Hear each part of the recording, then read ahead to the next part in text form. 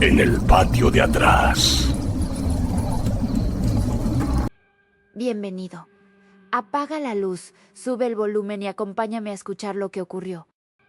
El olor a café recién hecho y tostadas quemadas es lo primero que me golpea cada mañana. La cocina, inundada por la luz tibia del amanecer, siempre ha sido mi santuario, el lugar donde la rutina familiar se sentía más sólida. Mis sobrinas Clara y Elena, gemelas idénticas hasta el último rizo de su cabello castaño, estaban sentadas a la mesa, sus pequeñas manos aferradas a sus vasos de leche.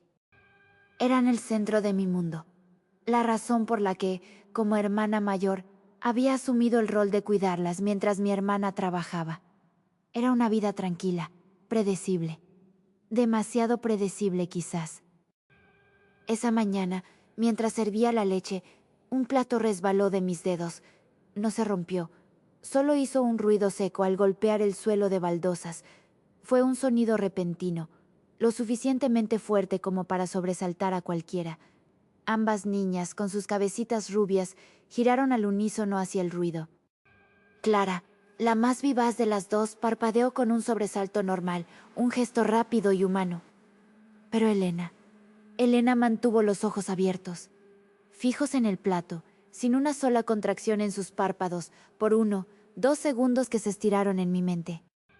Luego parpadeó, lenta, casi pesadamente, como si el acto le costara un esfuerzo consciente. Fue un detalle mínimo, casi imperceptible, de esos que la mente descarta al instante. Sentí una punzada de extrañeza, una especie de desajuste en el aire, pero lo atribuí al cansancio, a la falta de sueño, a esa hora temprana en la que la realidad aún se siente un poco borrosa. Solo es que Elena es más observadora, me dije, intentando racionalizarlo, intentando encajar ese pequeño desvío en el orden natural de las cosas.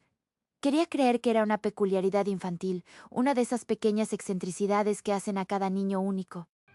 Pero la imagen de ese parpadeo desfasado se me quedó grabada, una astilla en la mente, y sin darme cuenta, empecé a prestar una atención subconsciente, casi obsesiva, a las reacciones de las gemelas, rompiendo la inconsciencia de mi rutina. El eco de ese parpadeo desfasado se había instalado, una semilla de inquietud en la aparente normalidad. La semana siguiente, el sol inundaba el salón de juegos. El suelo estaba cubierto de juguetes de plástico y peluches, y la risa de las niñas llenaba el espacio con ese sonido inocente y despreocupado que solo los niños pueden producir. Intentaba mantener la atmósfera lo más normal posible, lanzando una pelota de colores de un lado a otro. Clara, con su energía habitual, atrapó la pelota y se rió a carcajadas, sus ojos brillando con alegría. Pero Elena, de nuevo, se quedó inmóvil. La pelota rebotó a su lado, rodando hasta detenerse contra la pata de una silla. Sus ojos azules, idénticos a los de Clara, estaban fijos en mí. Sin parpadear, era una mirada que se sentía demasiado larga, como si me observara a través de una ventana empañada, sin la calidez habitual de una niña. Un escalofrío me recorrió la espalda, frío y repentino, a pesar del sol. La risa de Clara se apagó, notando la quietud de su hermana.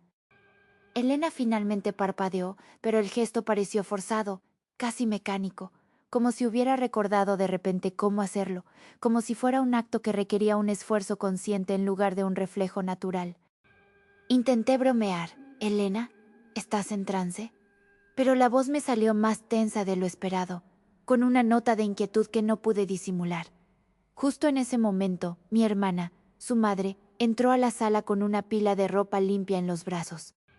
«Siempre has sido la más seria, la observadora», dijo, restándole importancia con una sonrisa, como si fuera una peculiaridad encantadora. La explicación de mi hermana no me convenció. No, no era solo que fuera más seria. Había algo en esa mirada, algo en ese parpadeo desfasado, que me perturbaba profundamente. La imagen de esos ojos fijos se había vuelto una constante molesta, una mosca zumbando en mi oído. La presión por ignorarlo, por aceptar la explicación fácil, ya había empezado a manifestarse. Me sentía cada vez más incómoda, la sensación de que algo no encajaba se hacía más fuerte, y la soledad de mi observación comenzaba a pesar. Esa mirada fija de Elena, desfasada de la alegría de su hermana, se había convertido en una sombra persistente, mientras la familia, sin saberlo, empezaba a minimizar mis observaciones. El baño estaba lleno de vapor, empañando los espejos y haciendo que las luces parecieran halos borrosos. El olor a champú de bebé era fuerte, dulce y ligeramente artificial. Clara chapoteaba alegremente en la bañera, riendo mientras el agua salpicaba. Elena, en cambio, estaba inusualmente tranquila, casi ausente, sus ojos fijos en un punto invisible en la pared. Una quietud que se sentía antinatural para una niña de su edad. Al secar a Clara con una toalla suave, descubrí un pequeño rasguño rojo y fino en su antebrazo. Era superficial, pero la piel estaba abierta. ¿Qué te hiciste, cariño?, pregunté, la preocupación tiñendo mi voz. Clara no respondió. Solo señaló vagamente hacia la puerta del baño, como si la respuesta estuviera más allá, en algún lugar que no podía ver. No le di más importancia, pensando que se había raspado con un juguete o al caerse jugando. La sequé con cuidado y la dejé en su habitación para que se vistiera, mientras yo terminaba con el baño. Minutos después, mientras yo misma me vestía, Elena entró al baño. Había estado sola en su habitación. Se suponía que Clara ya estaba casi lista. Para mi horror, Elena tenía exactamente el mismo rasguño, en el mismo lugar, en su propio antebrazo. Idéntico.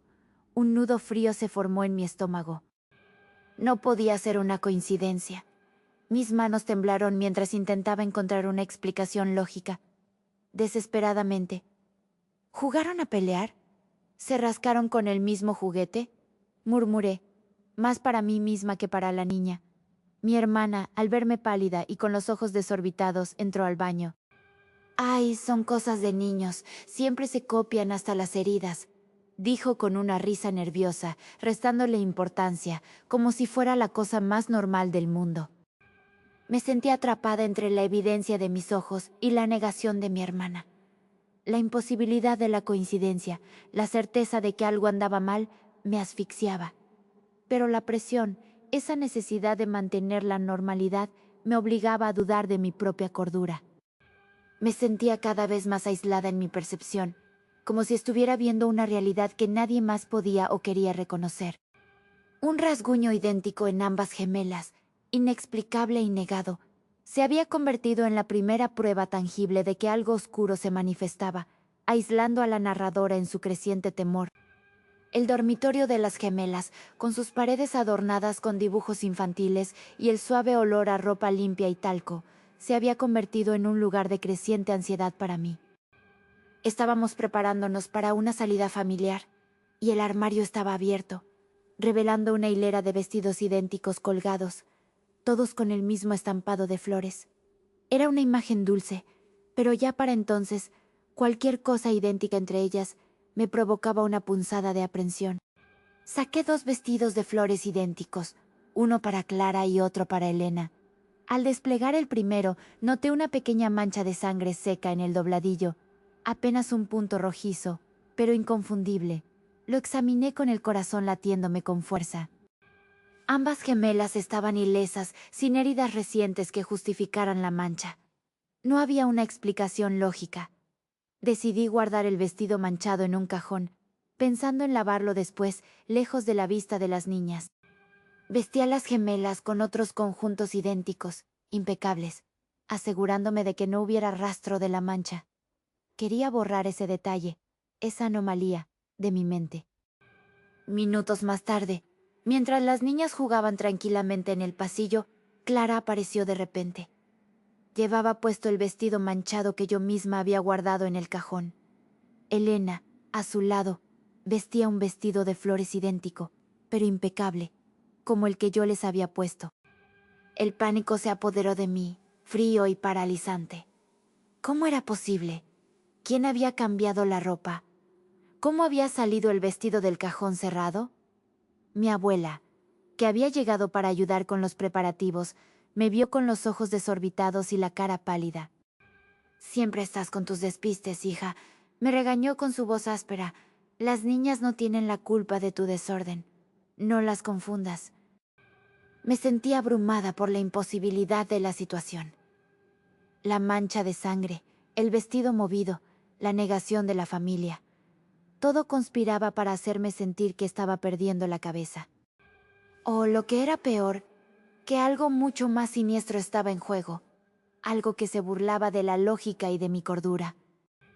La mancha de sangre en un vestido que aparecía y desaparecía, desafiando toda explicación, cimentaba la convicción de que estaba siendo manipulada, mientras la familia, sin saberlo, reforzaba mi aislamiento.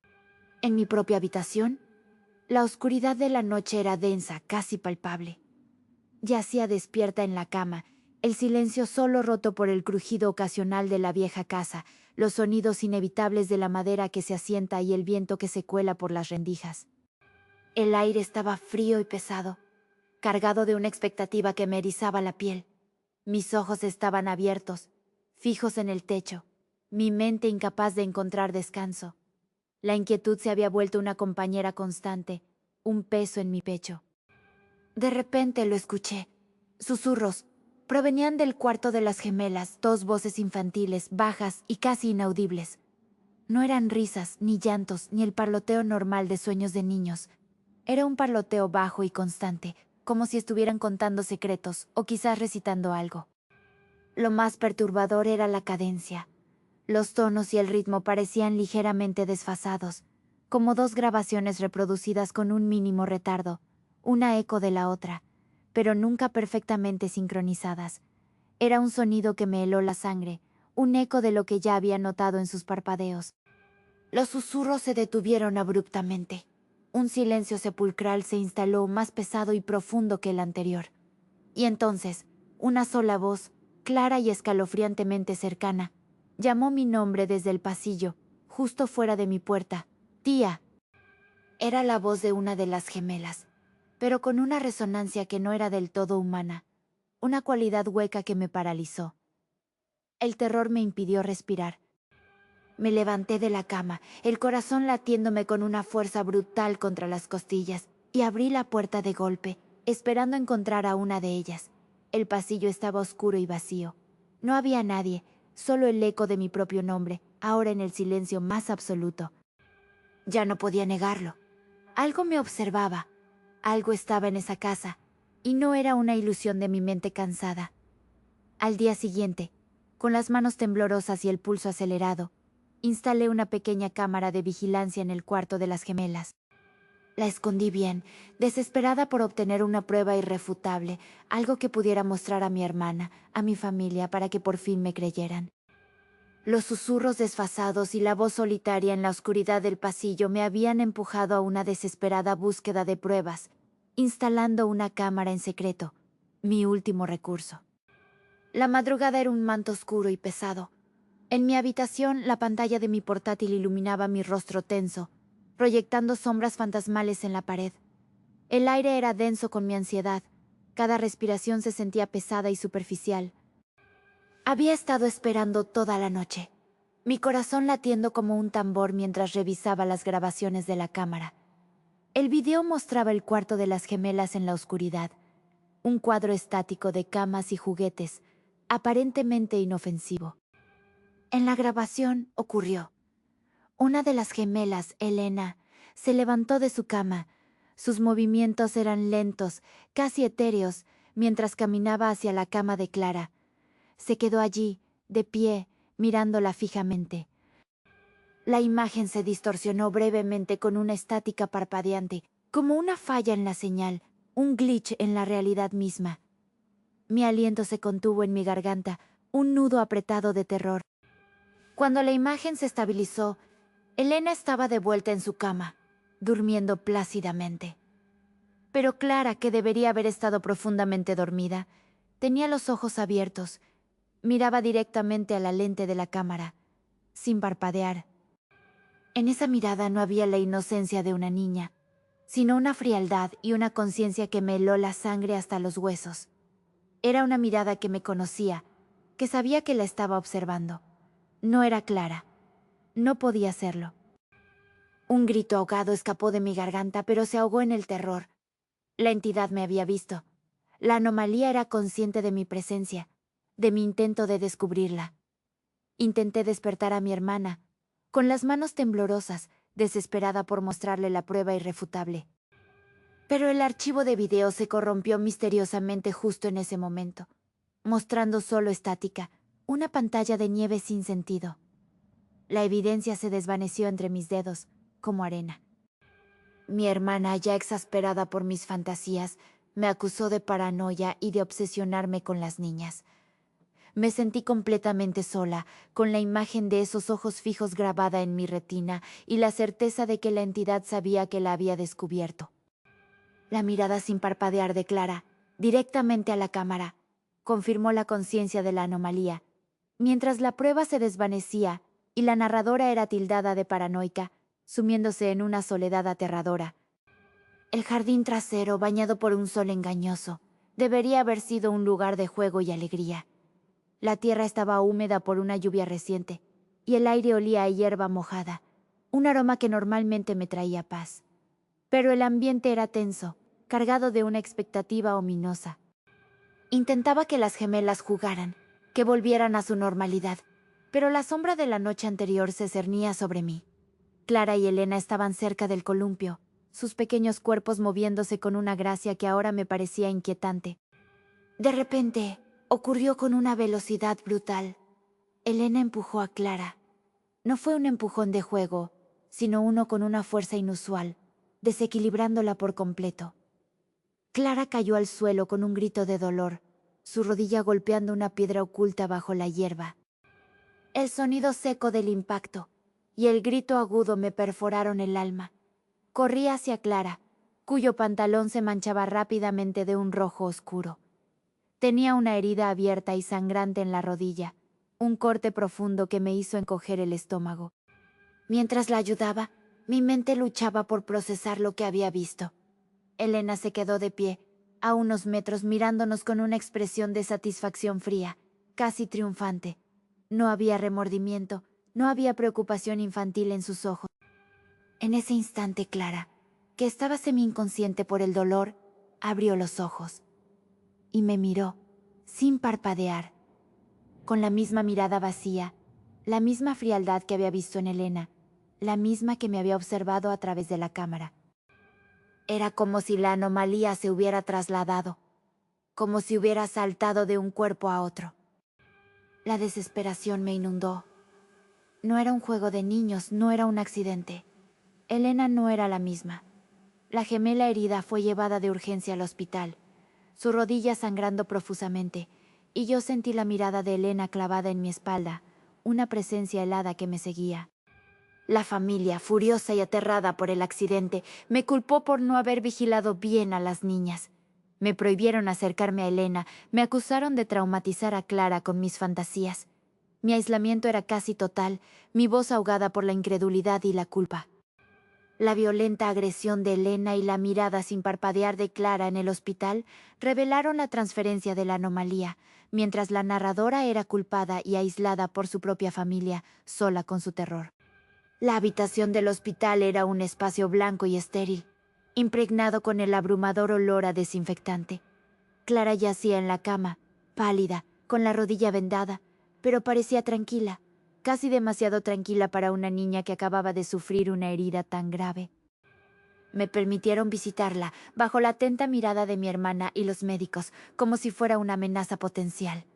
Le leía un cuento, mi voz un susurro en el silencio clínico, intentando aferrarme a cualquier vestigio de normalidad. Mientras leía, mis ojos se posaron en su brazo. Noté una pequeña marca extraña. Era como una quemadura sutil, un patrón geométrico casi invisible, pero inconfundible. No estaba allí antes del accidente. Era idéntica, escalofriantemente idéntica, a la marca que había visto en la muñeca de una de las muñecas de las gemelas, una que había encontrado tirada en el suelo del cuarto de juegos días antes. Un escalofrío me recorrió de nuevo, más frío y profundo que nunca. Clara levantó la vista del libro. Sus ojos, antes tan expresivos y llenos de vida, comenzaron a parpadear de forma desfasada. Primero uno, luego el otro, con esa misma lentitud antinatural, imitando el patrón que yo había notado en Elena desde el principio. Era como si la anomalía se hubiera transferido, como si la esencia de lo que había poseído a Elena hubiera saltado a Clara con la herida. La confirmación, cruda y aterradora, me golpeó con una fuerza brutal. Un terror visceral me consumió. Intenté alertar a la enfermera, señalando la marca y el parpadeo desfasado. La enfermera, con una sonrisa condescendiente, atribuyó la marca a una reacción alérgica al vendaje y el parpadeo a nerviosismo postraumático. Me miró con esa misma mirada de incredulidad que ya conocía tan bien.